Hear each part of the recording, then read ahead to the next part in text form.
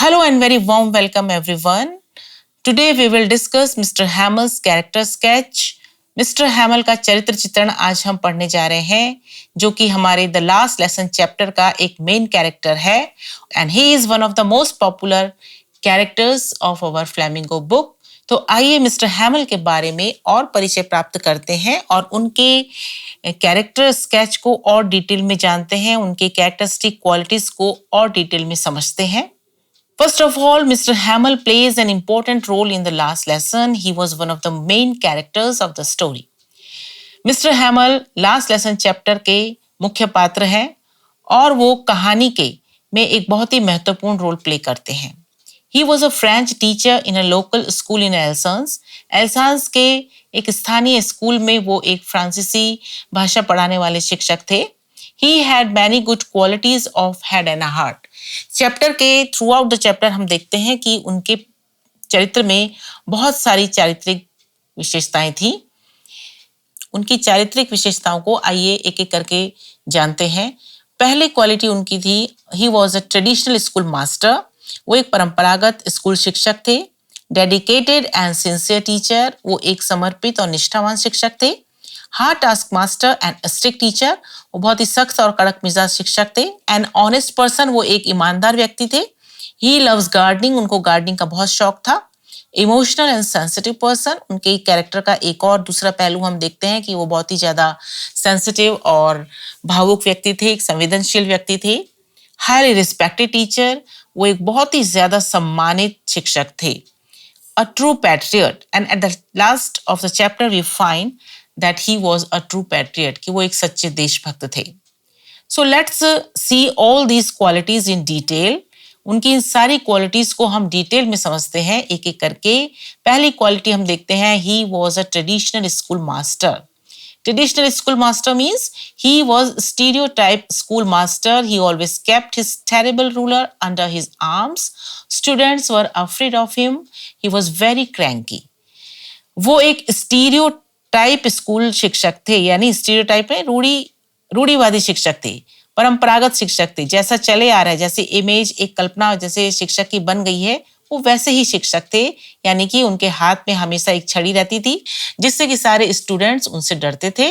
और वो बहुत ज्यादा क्रैंकी स्वभाव के थे. CRANKY, cranky means irritable person, means bad tempered. जो बुरे स्वभाव का व्यक्ति होता है, थोड़ा चिड़चिड़ा होता है, और क्रैंकी माने थोड़ा सनकी होता है. तो इस टाइप के वो व्यक्ति थे. He was not very much familiar with his students. Student के साथ वो ज्यादा फैमिलियर नहीं थे. Now the next quality of his character is he was a dedicated and sincere teacher.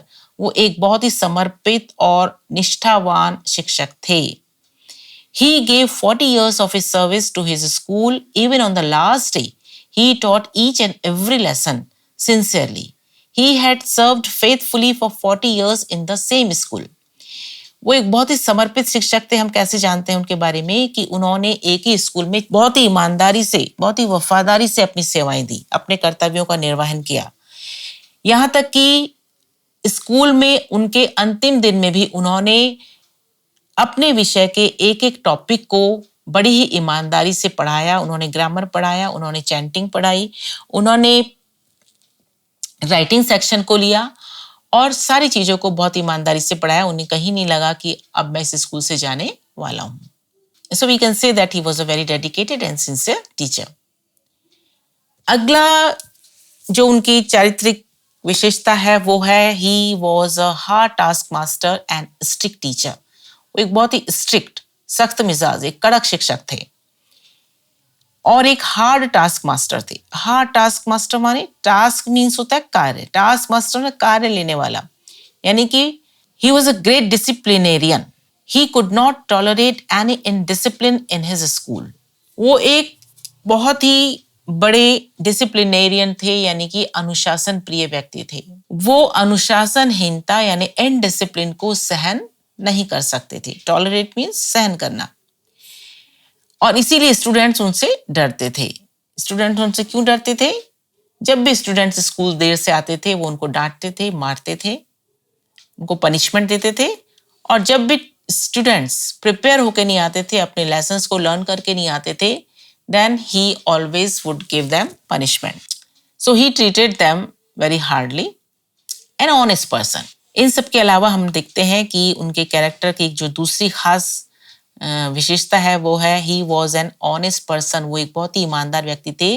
Mister हैमल एक्यूजेज himself of neglecting his teaching responsibilities. He sent the students quite often to water flowers instead of learning their lessons. He gave them holidays when he went out for fishing. तो वह एक ईमानदार व्यक्ति थे। हम देखते हैं कि जब लास्ट डे वो क्लास ले रहे थे तो वो फ्रेंच लैंग्वेज न सीखने के कई कारणों पे वो लोग विचार कर रहे थे, गांव वाले और जितने स्टूडेंट्स वहां पर थे। क्या क्या कारण थे कि फ्रेंच क्यों नहीं सीखी? सबसे पहला कारण उन्होंने ढूंढा कि जो ग्रामवासी थे, जो विलेज एल्डर्स थे, they had the habit of procrastination, they had the habit of delaying things. उनमें काम को टालने की आदत थी, जिसके कारण वो अपनी भाषा को नहीं सीख सके। और जो स्टूडेंट्स के जो पेरेंट्स थे, वो बच्चों को बजाय स्कूल भेजने के लिए कुछ पैसों के लिए मिल या फैक्ट्री में काम करने के लिए भेज देते थे। इन सब के अलावा मिस्टर हैमल जो है अपने आप को भी एक्यूज करते हैं, अपने आप को भी दोष देते हैं कि न केवल शिक्षक, न केवल बच्चों के पेरेंट्स, न केवल ग्रामवासी इस चीज के लिए दोषी हैं फ्रेंच लैंग्वेज न सीखने के लिए, बल्कि वो स्वयं भी इसके लिए दोषी हैं। क्योंकि जब उनको पाठ पढ़ाना होता था तो उस समय वो अपने छात्रों को गार्डन में फ्लावर्स को पानी देने के लिए भेज देते थे, और जब उनको कभी फिशिंग के लिए जाना होता था तो वो उनको छुट्टी दे दिया करते थे। तो ये सब देख करके हम देखते हैं कि उन्होंने विलेज एल्डर्स के साथ साथ अपने को भी इसका एक्यूज माना। Now the next quality of his character is loves gardening. उनको गार्डनिंग का बहुत शौक था। He developed a garden around the school and took care of it. उन्होंने स्कूल के चारों ओर एक गार्डन डेवलप किया था, एक गार्डन को बनाया था और उसकी बहुत ज्यादा देखभाल उन्होंने की थी। Now the next quality of his character is an emotional and sensitive person. वो एक बहुत ही भावुक, emotional means भावुक, and sensitive माने संवेदनशील व्यक्ति भी थे। Mr. Hamel was very sad and disturbed when he came to know that French would be banned. जब मिस्टर हैमल समाचार सुनते हैं कि फ्रेंच लैंग्वेज को बैन कर दिया गया है, अब से वो स्कूल्स में नहीं पढ़ाई जाएगी, तो वो बहुत ही ज्यादा दुखी हुए और बहुत ज्यादा डिस्टर्ब हुए, बहुत ज्यादा परेशान हुए थे। He was dressed in his best clothes on the last day at school. उनको पता था कि आज स्कूल में मेरा अंतिम दिन है, और उस दिन बहुत ज्यादा वो इमोशनल हो गए, बहुत ज्यादा भावुक हो गए, और उनके जो बेस्ट क्लोथ थे, जो उनकी बेस्ट ड्रेस थी, which he used to wear on the occasions of prize distribution ceremonies or any other function, जो ड्रेस वो कभी प्राइज डिस्ट्रीब्यूशन सेरेमनीज में पहनते थे या स्कूल के किसी और फंक्शन में पहनते थे, उस ड्रेस को वो आज पहन करके आए थे। He was a changed person after the notice. Notice मिलने के बाद वो एकदम ही बदले हुए व्यक्ति दिखाई देते थे। He did not scold friends on that day for coming late and not learning participles. उस दिन उन्होंने फ्रांस को देर से आने के लिए और पार्टिसिपल्स याद न करने के लिए नहीं डांटा, बल्कि उसको बड़े प्यार से क्लास में अंदर आने के लिए कहा। He became extra soft and gentle towards his students. वो अपने छात्रों के प्रति बहुत ज्यादा विनम्र और बहुत ज्यादा सॉफ्ट, यानी बहुत ही ज्यादा उन्होंने अच्छा व्यवहार किया।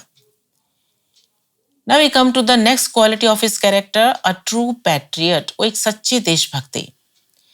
चैप्टर के लास्ट में हम देखते हैं कि mister हैमल loved France and French from the core of his heart.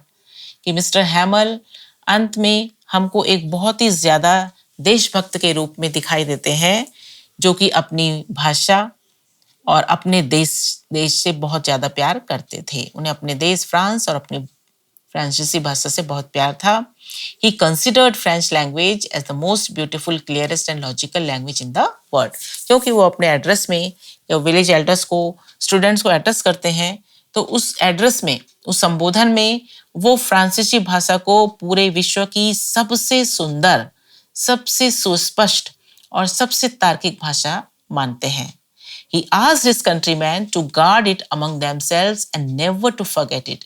वो अपने देशवासियों से अपील करते हैं कि अपनी भाषा की रक्षा करना। He asked them to keep on speaking their language among themselves. वो उनसे कहते हैं कि वो अपनी भाषा बोलते रहनी चाहिए। So next quality of his character is highly respected teacher. वो एक बहुत ही ज्यादा सम्मानित शिक्षक थे। He was highly respected teacher both by his students and village elders. गांव के बड़े बुजुर्ग और उनके छात्र सभी दोनों ही उनको बहुत ज्यादा सम्मान देते थे। They came to attend his last class and to thank him for his faithful service as a teacher. गांव के बड़े बुजुर्ग और स्टूडेंट्स जो थे क्लास के अंतिम दिन उसको अटेंड करने के लिए आए थे क्लास को, और 40 साल की उनकी निष्ठापूर्ण सेवा के लिए उनको धन्यवाद देने के लिए आए थे। So in this way, we find that he was a highly respected teacher. And now we come to the end of today's character sketch. Alphonse Daudet has presented Mr. Hamel's character with all sympathy and respect. Chapter के starting में हम देखते हैं कि mister हैमल एक बहुत ही सख्त, सनकी, तुनक मिजाज और एक कड़क शिक्षक थे। लेकिन चैप्टर के लास्ट में आते आते तक हमने देखा कि अल्फोंसो डॉडे ने मिस्टर हैमल के कैरेक्टर को एक दूसरा ही रूप दे दिया, जिससे कि हमने पाया कि मिस्टर हैमल के प्रति हमें बहुत ही ज़्यादा सहानुभूति और बहुत ही ज़्यादा सम्मान महसूस होने लगा था। और अंत में जब मिस्टर हैमल अपने एड्रेस को बोल नहीं पाए तो उन्होंने अपने ब्लैक बोर्ड में ये शब्द लिखे थे, विवे ला France. These were the last words of Mr Hamel which he wrote on the blackboard. ये उनके लास्ट वर्ड थे, विवे ला फ्रांस। इसका मतलब क्या होता है? लॉन्ग लिव फ्रांस, फ्रांस जिंदाबाद। और ये शब्द ये बताते हैं कि he was a true patriot, कि वो एक सच्चे देशभक्त थे। So now we come to the end of this video. So thanks for watching. Keep practicing, keep learning. See you soon in the next video. Till then, goodbye. Take care. Thanks again.